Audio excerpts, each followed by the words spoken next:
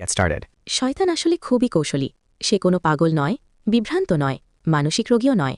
সে অত্যন্ত বুদ্ধিমান, খুবই বুদ্ধিমান। সেজন্য সর্বকালের সেরা মার্কেটিং স্ট্র্যাটেজিস্ট, সেরা প্রোপাগান্ডা এক্সপার্ট। আল্লাহ যখন তাকে বললেন, আমি তোমাকে সিজদা করতে বলেছিলাম, তুমি কেন করলে না? খেয়াল করো, আল্লাহ বলেননি তুমি কেন অবাধ্য হলে, বরং বলেছেন কোন জিনিসটা তোমাকে থামিয়ে দিল। অর্থাৎ তার ভেতরে এমন কিছু ছিল যা তাকে সিজদা করা থেকে আটকে দিয়েছিল। সে কি বুদ্ধিমান ছিল? হ্যাঁ। তার কি স্বাধীন ইচ্ছা ছিল? হ্যাঁ। সে কি ভালো মন্দ বোঝে? হ্যাঁ। তার কি নৈতিক দায়িত্ব ছিল? অবশ্যই।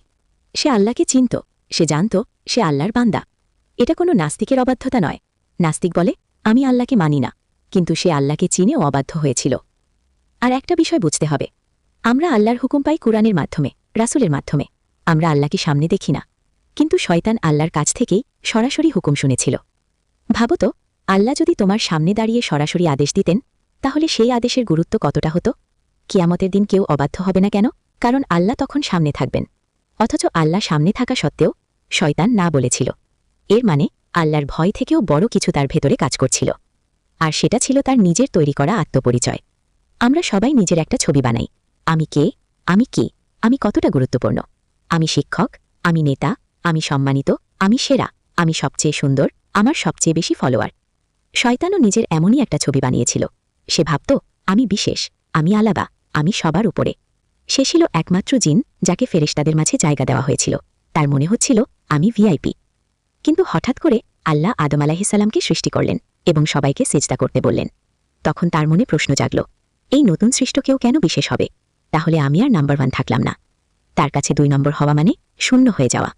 এখন তার সামনে 2টা পথ ছিল। 1, আল্লাহর হুকুম মানা। 2, নিজের অহংকার ভাঙা। সে সিদ্ধান্ত নিল আমি অহংকার ভাঙব না, আমি আল্লাহকেই অমান্য করব। এখান থেকেই তার পতন শুরু। এরপর সে দোষ চাপাল 2 জনের উপর, আদম আলাইহিসসালাম আর আল্লাহর উপর। সে বলল আদম না থাকলে আমি আজও সেরা থাকতাম। অথচ আদম কিছুই করেননি। তবুও শয়তান প্রতিশোধ নিতে লাগল।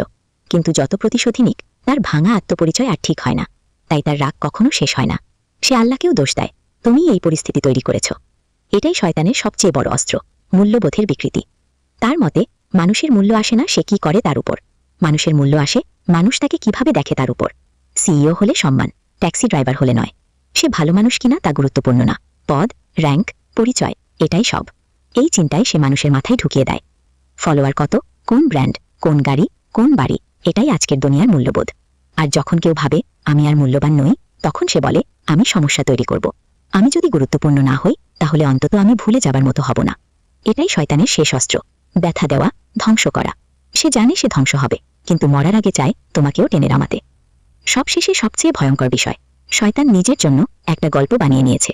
সে জানে সেটা ভুল, তবুও সেটাকেই সত্য মানে। সে বলে আমার সত্যই আসল সত্য। আর সে চায় মানুষও তাই করুক। নিজের সত্য বানাও, আল্লাহর সত্য অস্বীকার করো। আল্লাহ আমাদের রক্ষা করুন এই অহংকার থেকে, এই শয়তানি পথে পা দেওয়া থেকে।